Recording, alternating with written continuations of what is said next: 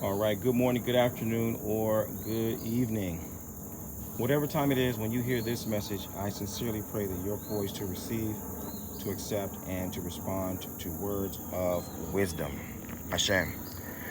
I got introduced to a really powerful quote from Carl Jung where he says, beware of unearned wisdom. And he goes into pretty much he's talking about people who would use stuff like LSD and other kind of psychotropic drugs to advance their spiritual awareness or experience, right? To bring themselves into contact with something that they haven't taken all the steps to really discover and understand. And in order to understand that, in order to appreciate what that means, I had to think about what it's like when I encounter the government, when I have to interface with the government. If I have to go to a government website, or I have to go into a governmental office, or I have to go into court, the whole process is so litigious, it's so, oh my goodness, it's so bureaucratic. And it seems like all common sense is being thrown out the window in order to just follow this really obsolete, irrelevant, outdated process. I'm looking at the people and I'm thinking, you got a cell phone, you have apps on your phone, you know that we could do this whole process, in between subway stops, right? This is like we could get on and click, click, click, pay, and be printing this thing out in 10 minutes. And you're going to make me wait a whole month before this is done. I can't believe this.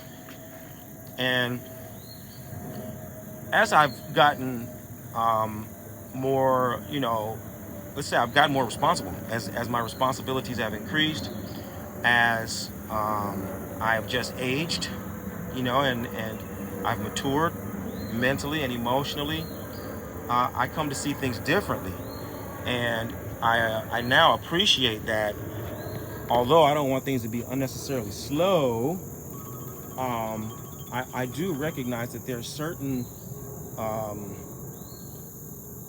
processes, there's certain aspects of civilization and culture in a society that you don't want to be convenient, right? There are certain things you don't want to be able to just change and flip, at the drop of a dime. Think about zoning. You have a house and your neighborhood is zoned for housing. Someone says that, in the drop of a dime, next thing you know, you come home, they've changed the zone and there's no due process. Just guy went on and click, click, click, and then they're building a chemical plant in front of your house, right? They're building a chemical plant next to your child's preschool, right? They've changed the zoning in your city or something like that, and so quickly that no one ever even had a chance to raise a question. So you don't want that. And there's a lot of different examples. If you really think about it, I don't want that to be convenient. There needs to be a due process for that to change. And that is the nature of tradition, right?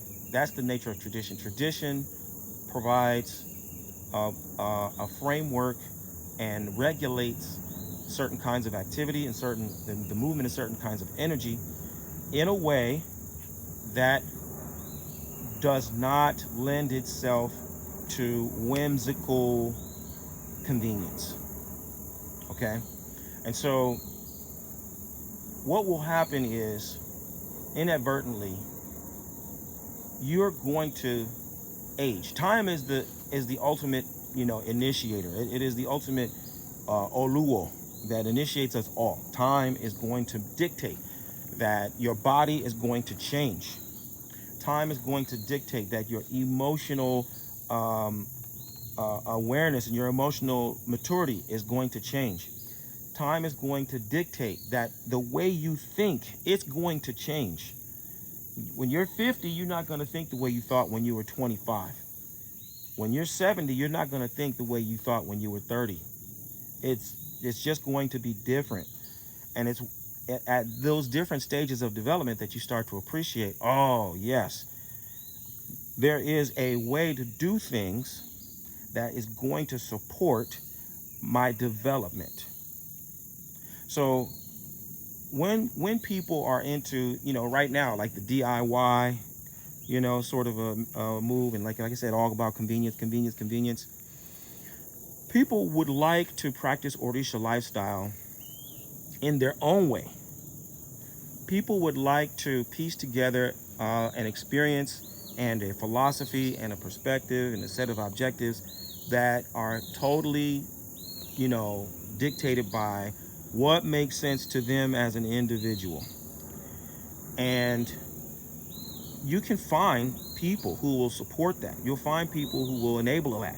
You'll find people who will, they'll pander to you and give you either information. They will provide you with rituals and ceremonies. They will give you icons and medicines, etc., in order to pander to you because of a variety of different reasons, right? They want to be liked. They want you to like them. They need the money. There's a lot of different reasons that will motivate someone to do that.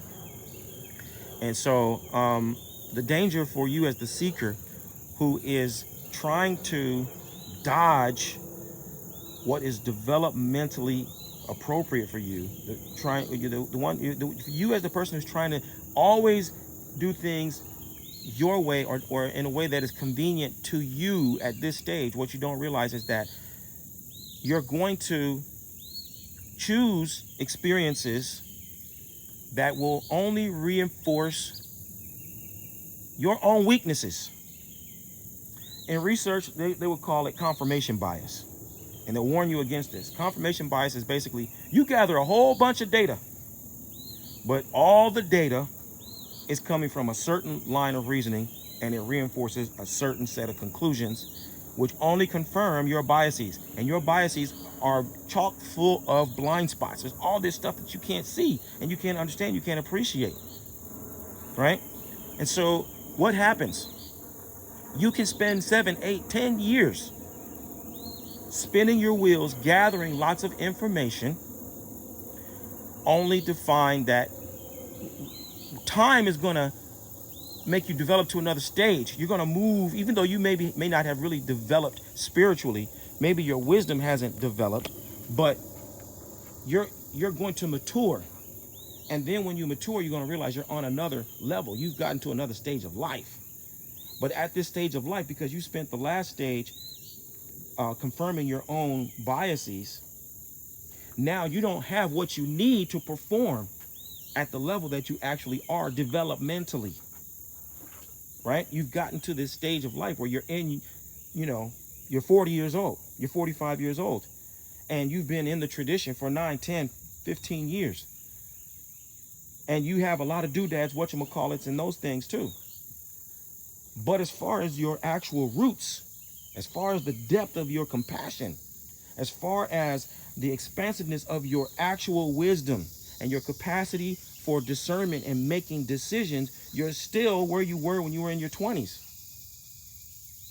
And this is why, I tell people initiation isn't always the answer to your problems. Initiation is only going to amplify, sure, it will amplify your virtues and your strengths, but it's also going to amplify your weaknesses. It's going to amplify your contradictions. It's going to amplify all your internal conflicts. All that's going to get amplified. All that's going to get magnified. All that's going to get deepened and strengthened.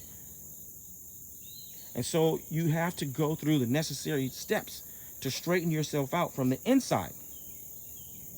This is what it means to earn your wisdom. It's what you do on the inside that emanates out.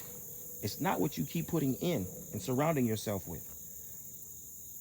How do you do this more specifically? You face yourself and you discover your natural gifts and talents. This is the most fundamental way. This is the truest way. This is the most honest and sincere way to earn your wisdom. Discover your natural gifts and talents. Find somebody, some group, some cause, or a combination thereof, and give your natural gifts and talents to that person, that group, that cause. Serve. Perform sacred service. Do it. Do it relentlessly. Do it unconditionally. This is what is going to help you earn your wisdom and make sure that you are taking a developmentally appropriate path of spiritual discovery, empowerment, and influence, etc. Okay? This is a message, as always, this is for the leaders.